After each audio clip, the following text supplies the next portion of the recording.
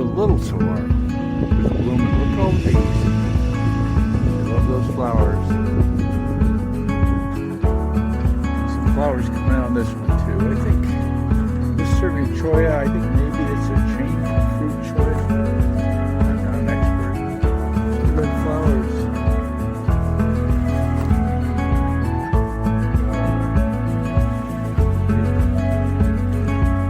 It's nice when cacti is out.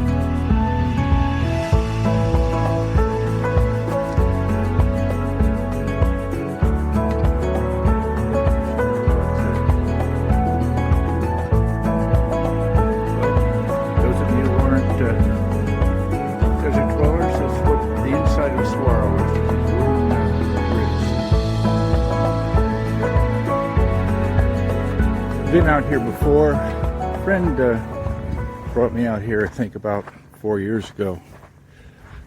And we looked around and there was a lot of Hohokam painted pottery on the ground, which is something I like to find. So I'm out today, see if I can find some. Well, I just looked down. Here's some pottery, plain pottery. Yeah. Sort of grayish brown. You see quite a few pieces of it here.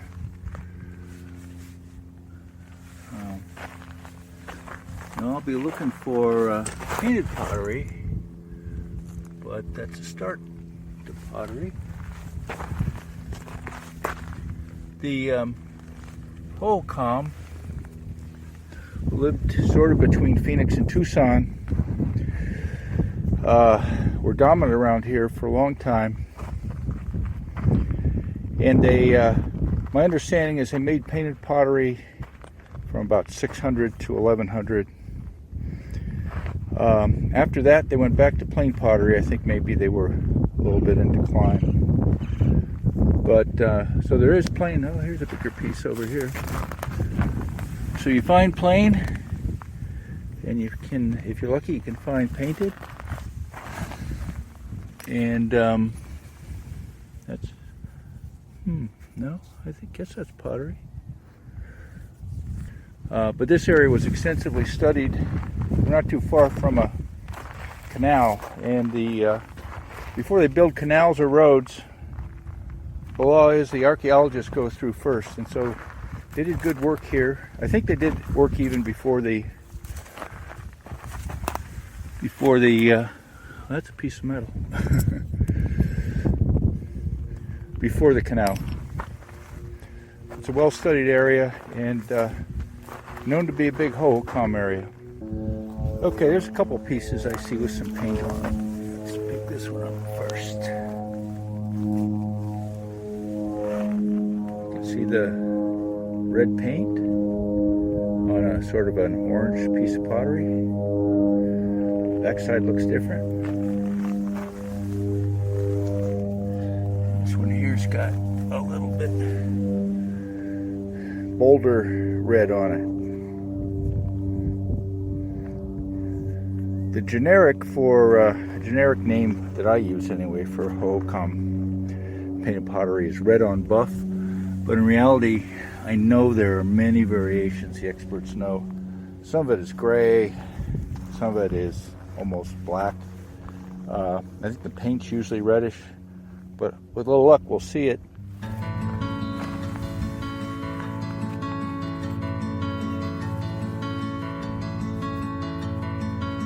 It's a rim piece. Looks like there's some paint that's faded. You see some lines there. This one, distinct brown color.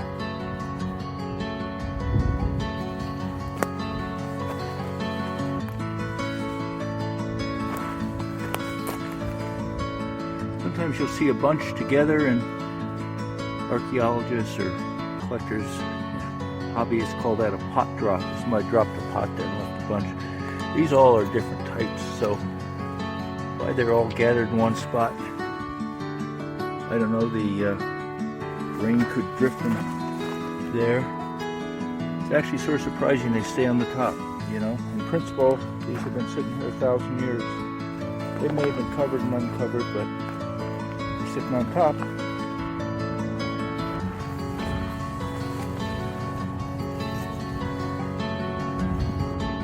Pretty big piece of plain pottery.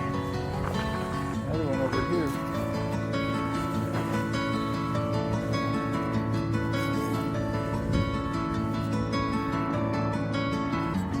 Thick, pretty standard stuff.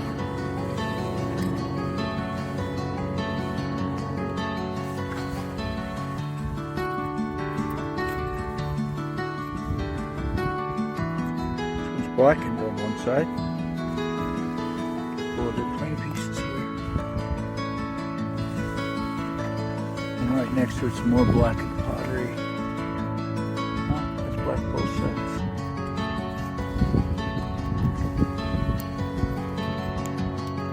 They may all be from the same vessel.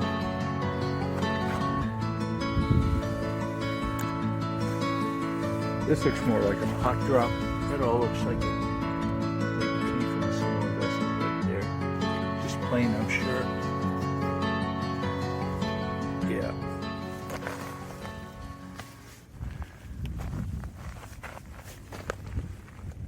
There's some paint on those. Pieces there with paint.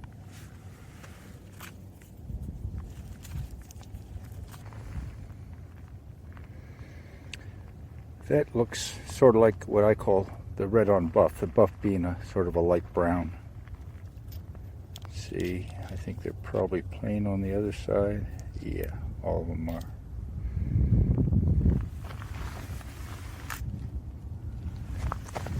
A little bit of a bump here. Seems to be a lot of pottery on top of it. Well, we'll look around and see if we can find some interesting ones.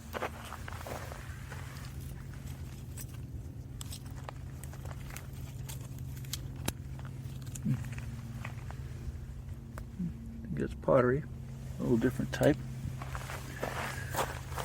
In black. Okay, there's one.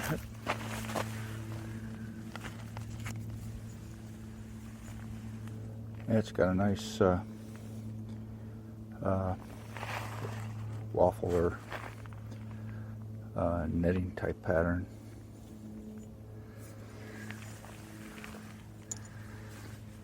There's a bit of paint on this one. Sort of a dark gray with some red on it. Larger piece, which, well, if you look at it right, you can see some stripes. Again, the paint has faded. It's quite a thin piece.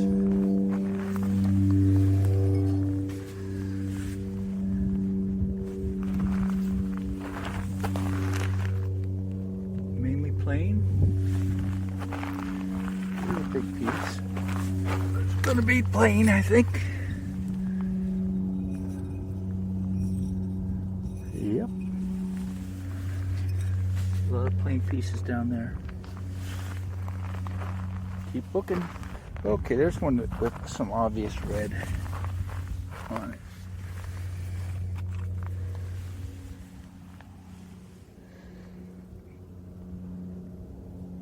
Part of a nice pattern, no doubt.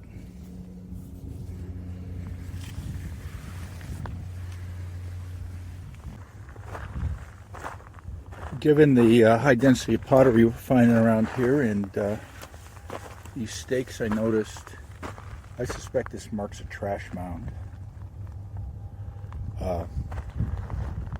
Where you would find a lot of stuff if you dug, but pottery certainly being on top is no surprise.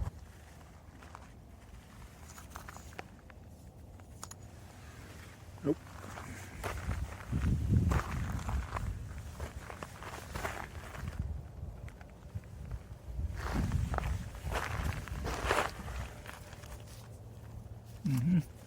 That one's got a little paint on it. That one too. Oh, here's a big piece. That's got a rim edge on it. It's quite thick. It's part of a big vessel, but just plain pottery.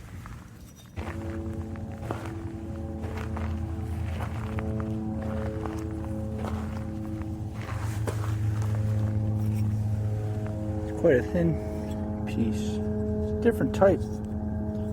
This thinner plain stuff that's got this, it's gray with a little, almost like an oxidized skin on it.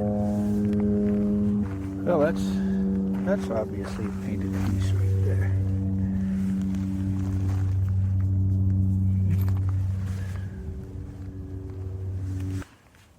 Oh, there's a painted piece. How about that? Right there. That one's shows a little bit of handiwork on it.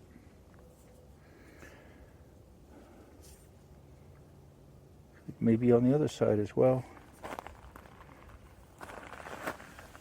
It's got to be 1,000 to 1,500 years old.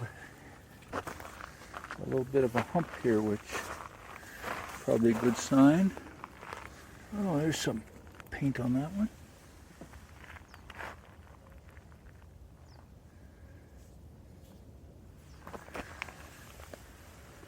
There's a little bit of paint on that one. Right there. Slippery, aren't they?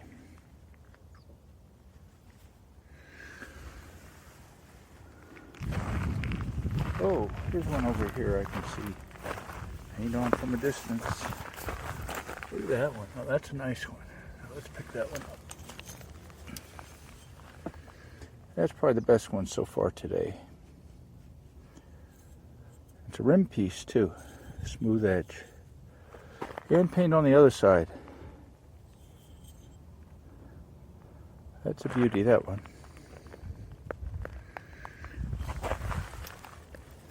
Put the faint side up. Here's a big one. It's quite thin. It's dark gray, it's plain.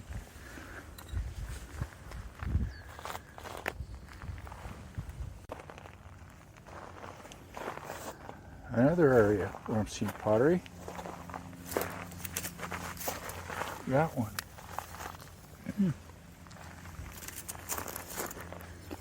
It's a light gray with a sort of a clouded brown.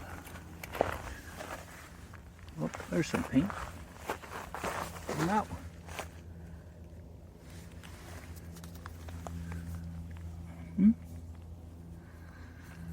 Red on buff, I would call that. Oh, there's another one with a grid. We've seen one of those before.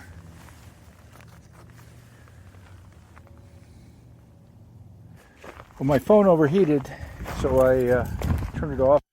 I looked around while I was doing it, and I found these pieces. You can see a few nice painted pieces there. And these plain ones stood out because, well, look at the curvature on that one, and that's a top rim piece.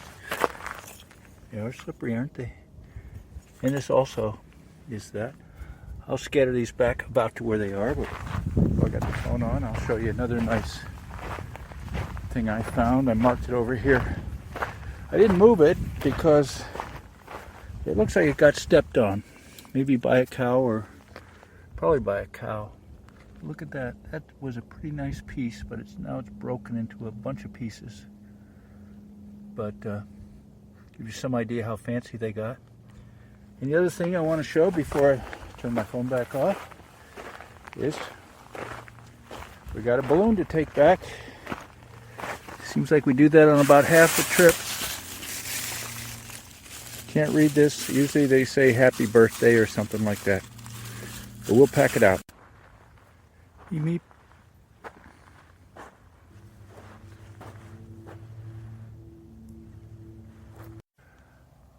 Well, the archaeologists studied this area. Say it's based around a platform mound, which is where the Hohokam elite, if you want to call them that, lived in the later part of the Hohokam rule in the area, and I'm just wondering if this is it. It isn't where I thought it would be. There's no guarantee, but this certainly looks like a platform mound, more so than most. The thing that's odd is it doesn't drop off real well on this side like a typical mound would be. But maybe this is. I don't know. There is some pottery around here. Maybe not as much as I would expect. We'll keep looking around here. Well, there certainly is some pottery on the top. You know, this is simple plain stuff. But, you know, it's a concentration of pottery. They have some paint on it. So that helps.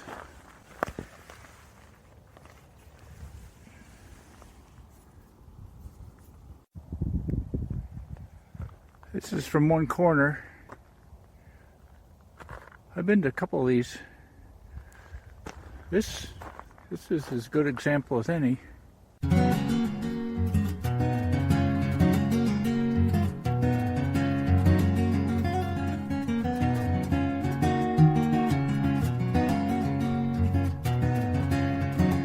Another view from the bottom.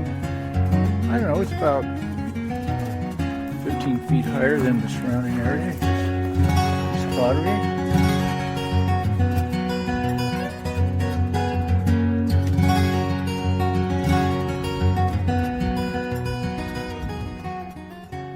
The view of the mound. This is sort of interesting. This looks to be a man-made rock arrangement. Not too far from where the pottery is being found and where I think that platform mound is. These were built for some purpose, more than likely.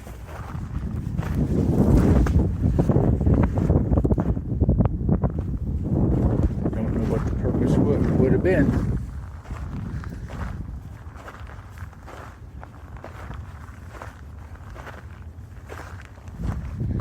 But that's not a, it's not a random occurrence. It doesn't look like graves or anything. Pioneer era. Well, there's a nice big piece I just noticed. Look at that. Look at the rim on that one.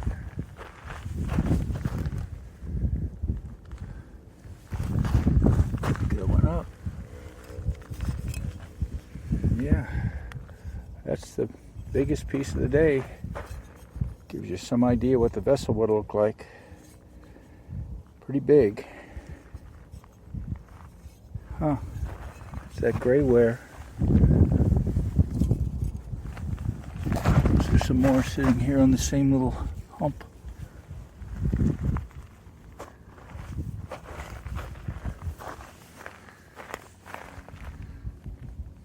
Not a plane. Could be a pot drop.